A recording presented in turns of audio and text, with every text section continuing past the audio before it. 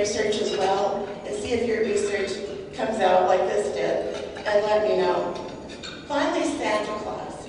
Santa Claus we just saw Santa. He's really one of the most visible symbols of the holiday season. Many Christians, again, have a problem including Santa in their Christmas celebrations.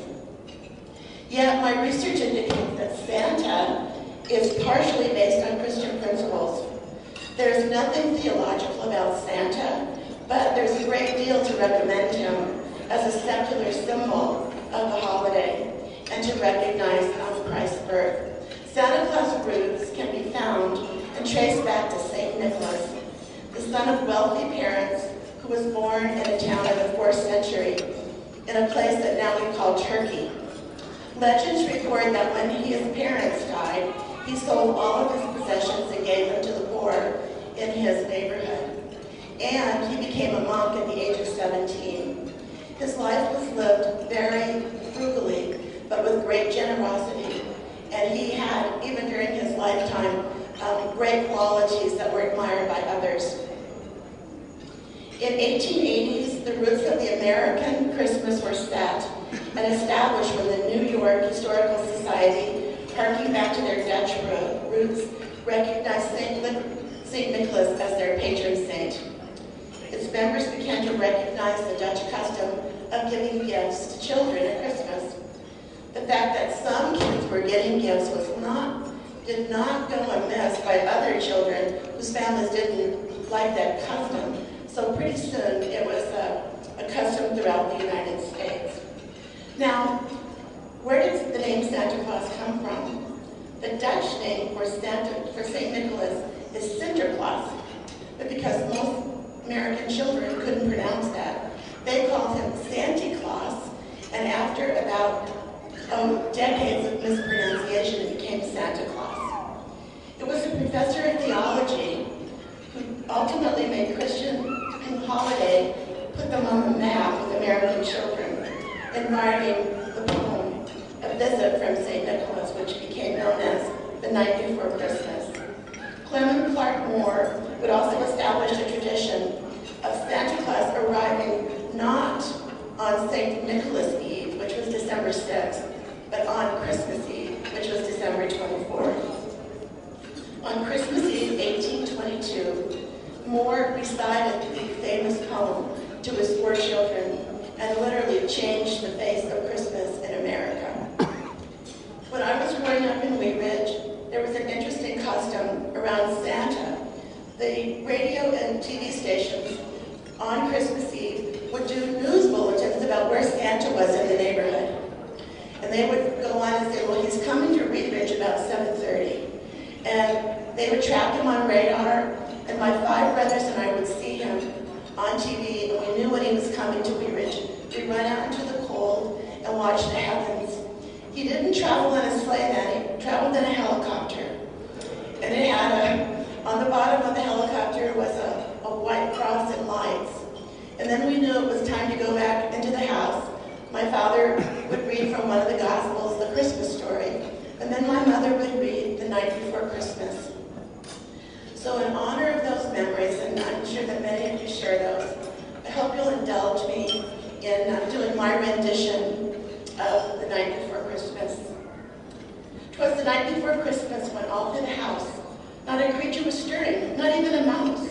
The stockings were hung by the chimney with care, in hopes that St. Nicholas soon would be there.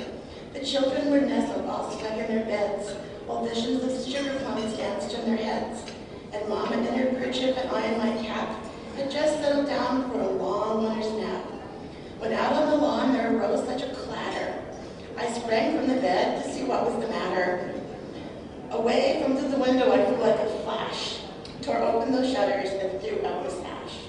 The moon on the breast of the new fallen snow gave the luster of midday to objects below, when much of my wondering eyes should appear but a miniature sleigh and 8 tiny reindeer.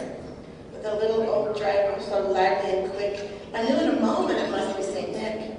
More rapid than eagles, his coursers they came. And he whirled and he shouted and he called them by name. Now Dasher, now Dancer, now Prancer and Vixen, on Comet, on Cupid, on Donder and Blitzen, to the top of the porch, to the top of the wall. Now dash away, dash away, dash away all. As dried leaves that before the wild hurricane fly, when they meet with the obstacle mount to the sky. So up to the housetop the coursers they flew, with the sleigh full of toys, and St. Nicholas too. And in a twinkling I heard on the roof the prancing and pawings of each little hoof. As it drew in my head and was turning around, down the chimney he came with a bound. He was dressed all in fur from his head to his foot, and his clothes were all tarnished with ashes and soot. A bundle of toys he had flung on his back, and he looked like a peddler just opening his pack. His eyes how they twinkled, his dimples all merry. His cheeks were like roses, his nose like a cherry. His droll little mouth was drawn up like a bow, and the beard on his chin was as white as the snow. The stump of the pipe he held tight in his teeth, and the smoke it encircled his head like a wreath. He had a broad face and a round little belly, and shook when he laughed like a bowl full of jelly. He was chubby and plump, a right jolly old elf, and I laughed when I saw him in spite of myself. A wink of his eye and a twist of his head soon gave me to know I had nothing to dread. He spoke not a word, but went straight to his work, and filled all the stockings and then turned with a jerk, and laying his finger beside of his nose, and giving a nod, up the chimney he rose. He sprang to his sleigh, to his team gave a whistle, and away they all flew, like the down of the thistle. But I heard him exclaim, ere he drove out of sight, Happy Christmas to all, and to all a good night.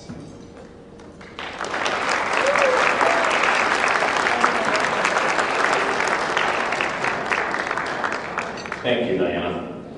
And now Doug McLemore is going to introduce, or maybe not, you're going to introduce him, the Eli Owens Trio.